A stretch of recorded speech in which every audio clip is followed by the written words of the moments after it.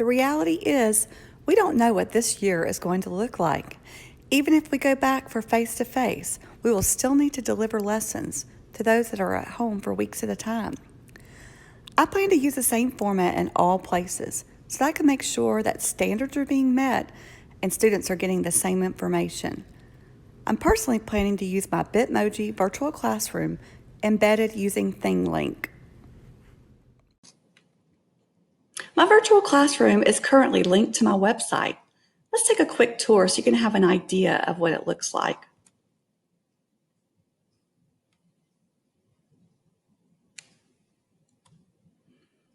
Select the grade level that leads to the lesson plan board.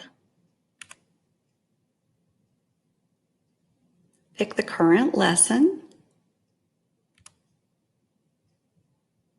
I'm organizing all of my lessons using the same basic format. Here, the teacher can give directions.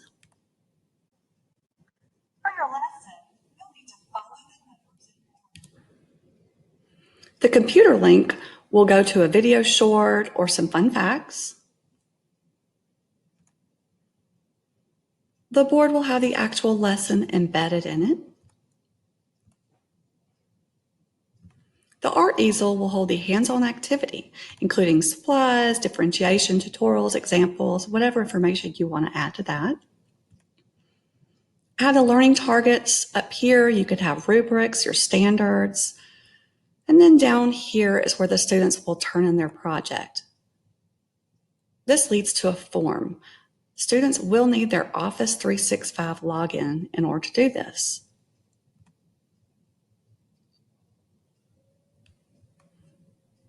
So I'm making one per grade level. They'll be able to select their teacher, the date, their name, and upload an image of their project.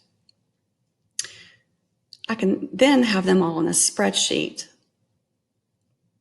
Our next stop is PowerPoint. This is a beginner's tutorial for a basic Bitmoji classroom. Think of this as creating a digital collage using layers. I'm using PowerPoint today, but there are many other formats that you can use to create these. Today's agenda will be background, room basics, Bitmoji, and personalize.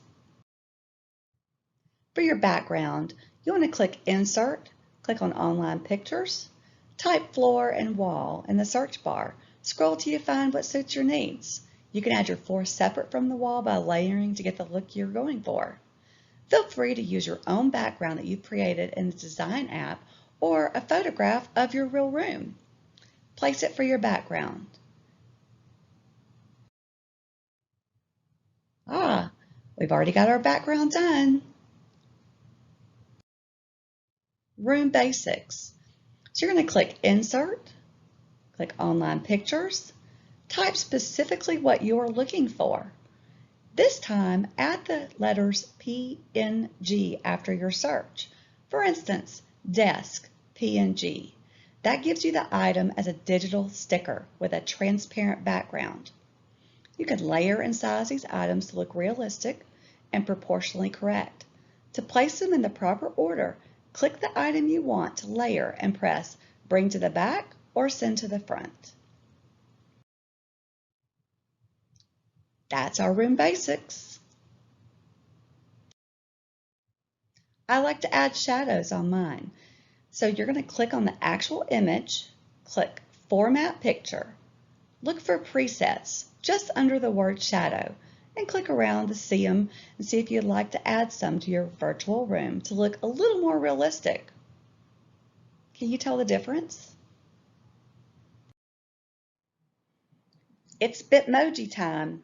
I highly recommend adding the Bitmoji Chrome extension to your Google browser. It makes adding them so much easier.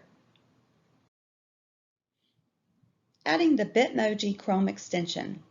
Open Google Chrome, go to the Google Chrome Web Store, type Bitmoji in the search box. It's at the top left corner of Chrome. Click Add to Chrome next to Bitmoji, and then click Add Extension to confirm. Bitmoji will now install to Chrome. When the installation is complete, a green and white Bitmoji icon button will appear at the top right corner of Chrome.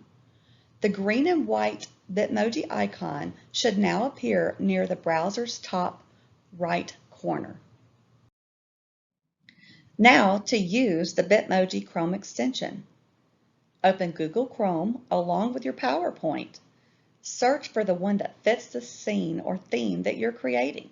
They have so many to choose from. Try using the word pose or sit as keywords in the search bar. Right-click and select Copy Image. Go to your PowerPoint and click Paste Image. Choose the first one that says Use Destination Theme. If you use Picture, it has a black box around it. Now you can see mine's positioned in the chair, but when I pulled it in, it wasn't facing the correct direction. All you have to do is drag one of the dots across your image to reverse it, if needed. Now comes the fun part, the personalization. So this is where you're going to look for items that you want to put in your room. Click Insert, Online Pictures. Type specifically what you're looking for in the search bar and add PNG, like we did before, like coffee cup, PNG. Layer and size these items to look realistic and proportionally correct. Type assignments or phrases on the board. I like to use posters that I personally created by inserting saved pictures from my computer drive to decorate with. Try using screenshots you've taken to make your computer or your board to look more realistic. You can try inserting a 3D model like the tiger below, and they're easy to rotate and look realistic. We finished today's agenda. But some of you may be asking, well, how do I remove the background of an image? So if you insert your image in the PowerPoint, click on Format, choose Remove Background, mark the areas to keep or remove. The purple area means transparent. Or you can go to the website remove.bg, upload your picture. Once the site has removed the background, right-click on the picture and choose Copy Image. In PowerPoint, right-click where you want it and use Destination Theme. Remember to add shadows to look more realistic, like we did in our room basics.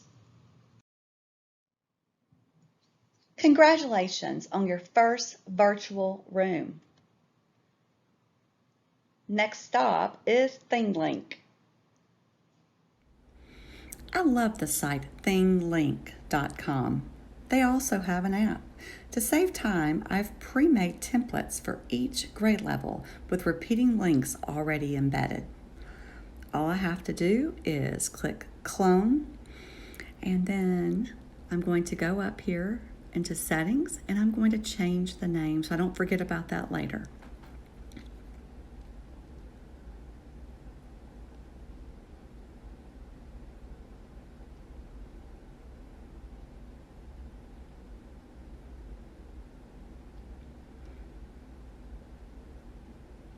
Now I'm going to go in and I'm going to replace the background with my new scene for this lesson. I've simply snipped and saved the image from my PowerPoint. Now we're going to go in and start editing the links that need to be changed. So you add your tag, decide what type of media you wish to put in. Since it's my computer, I'd like to embed a video. So I'm going to go over to BrainPop. I'm going to copy and paste the link.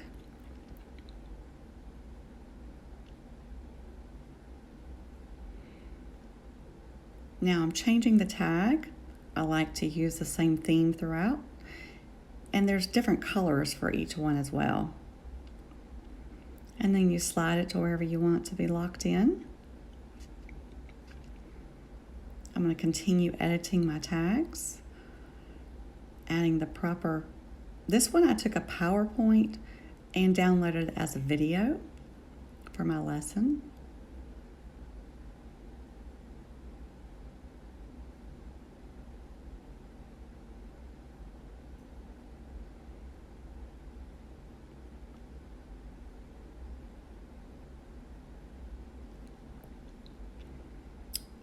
Next stop is my assignment. I'm going to put what the children need to do there.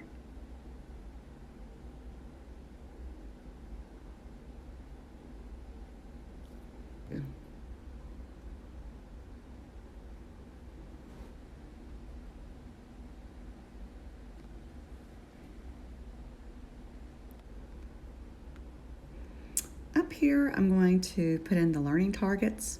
You could also put rubrics or standards or whatever you wish to put there.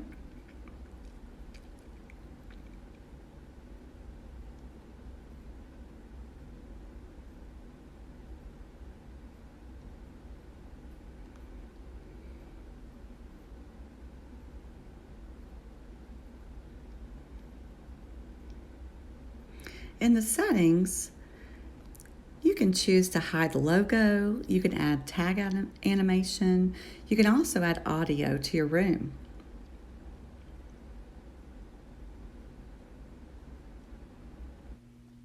Now we're going to click Done. We're going to link the lesson to the choice board. We're going to add a tag, but this time we're going to create a tour in order to link it. You're going to select your scene. I like to change the icon to my custom one for this. Slide the icon to lock it in place. Press Done. Now we are ready to publish. You can embed, share a link, publish to social media. Notice they have teams on there. Download or donate your lesson.